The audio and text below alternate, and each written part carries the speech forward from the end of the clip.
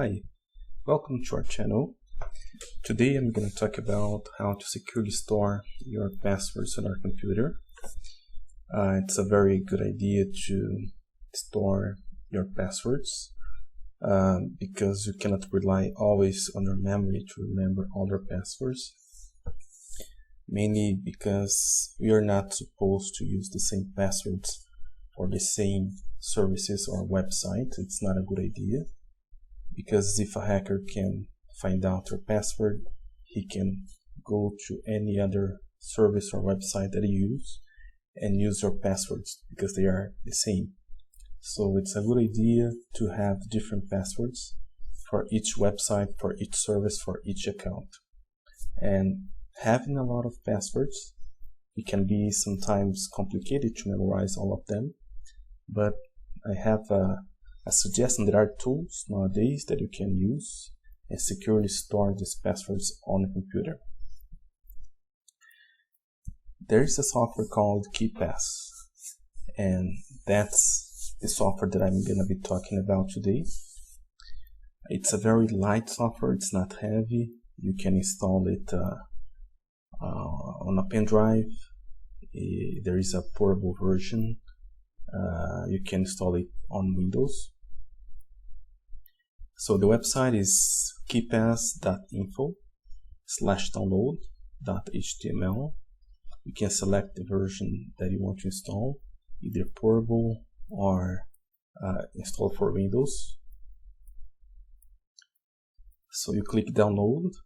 I'm gonna choose this one, portable, and you can download it, save it to your computer. Once you have downloaded, you're gonna install it. Once the installation is completed, I'm gonna show you how to use the software. So this is the main screen of the software. You need to create a new database in order to store your passwords. So you can go here to File and then click New. You click OK. Then you need to find a folder where you want to store your database containing all your passwords. Well, you select the folder that you want to save the file, and then you give a name. Once you have done this step, then you are required to set up a master password. This password is going to be the password that you're going to need to open your database of passwords.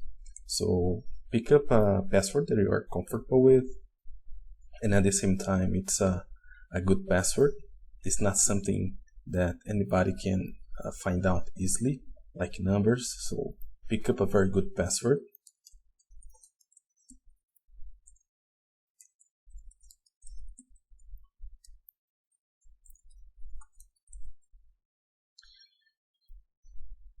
Then you click OK. Now you can assign a name to our database. You can set up which encryption algorithm it's gonna use, because the good thing about it is that all the passwords that are created and are saved, they are not saved in plain text. They are saved in an encrypted way, so nobody can find out what it is. Nobody can read it. It's encrypted. So you can select one of these algorithms, and you can choose if you want to use a compression. I'm gonna let it as default, a gzip. There are several other options that you can go over after, and then I'm gonna click OK. At this step, it's gonna ask you to print an emergency sheet. This emergency sheet is a sheet of paper that will contain your master password. So you're gonna take note of your master password in case you forget. You should store that sheet in a very secure place. So by default, it comes with 2 entries, just as an example, but it's very practical, it's very simple to use the software. I'm gonna show you how. So first of all, if you want to add a new entry, you just need to go here in the fourth icon. All you need to do is come here and click Add Entry. Once you are here in the screen, you can add a title for your password. So let's say that you're gonna save a password for Facebook. So I'm gonna type in Facebook account. So your username that you use with Facebook website, let's say I'm gonna type in something generic, user account.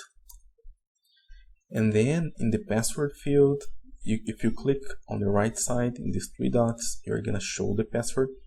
It automatically suggests a password that you can use. You can pick up this one. Let's say that you're creating your account on Facebook, so you can pick up this one, or for changing your account as well. But you can change the suggestion if you click on this button, generate a password, open password generator. So you can select which characters or which rules, criteria you want to use to compose your password. So in this case, for example, I'm gonna choose to use special characters.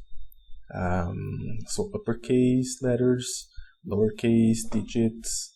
You can select underline, for example. And you can have a preview. If you click on the preview tag, you can have a preview of the suggestions. You can choose the length of the password, so you can increment a bit. It's going to be more difficult for hackers to find out.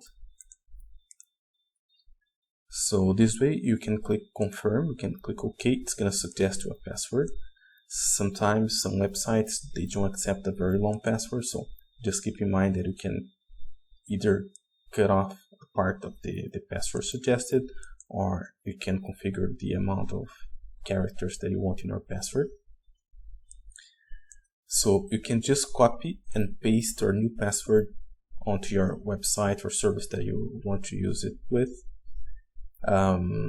You can add a URL as well for reference. So let's say facebook.com.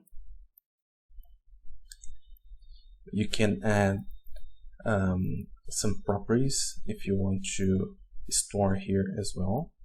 It can be anything. You just can enter here whatever you want. Property, for example, and then a value. And you can keep this information for you. You can add attachments as well. You can customize the color, the background, and the foreground. Okay, so basically, you can also set up a date when this password is going to expire. And in this case, I'm going to let it like this, not expiring. I'm going to just click OK, and here you go. So the entry is created. I'm just going to remove these entries that came with the software.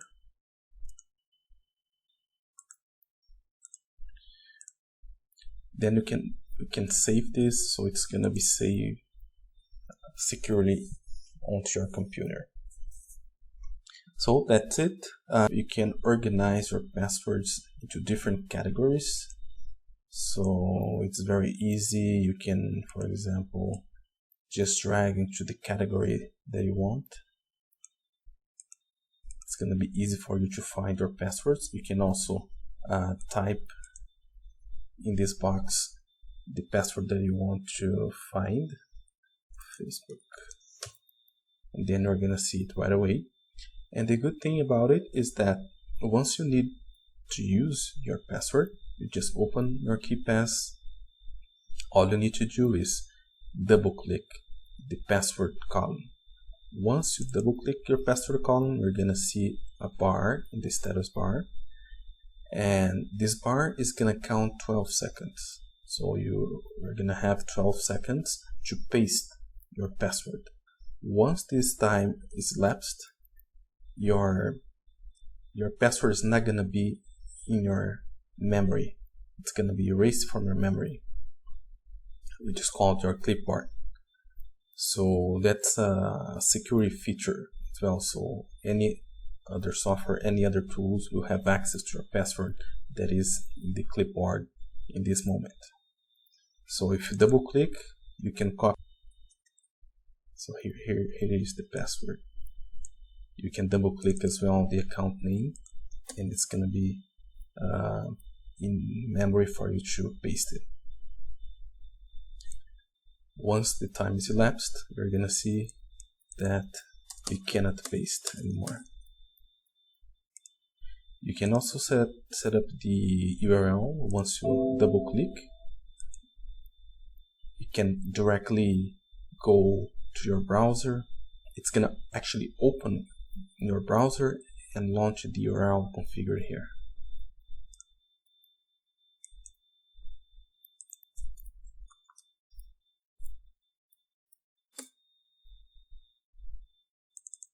Here we go. So that's it for today. I hope you guys enjoy it. And if you have suggestions, you can also comment on the video. Thank you very much. Bye.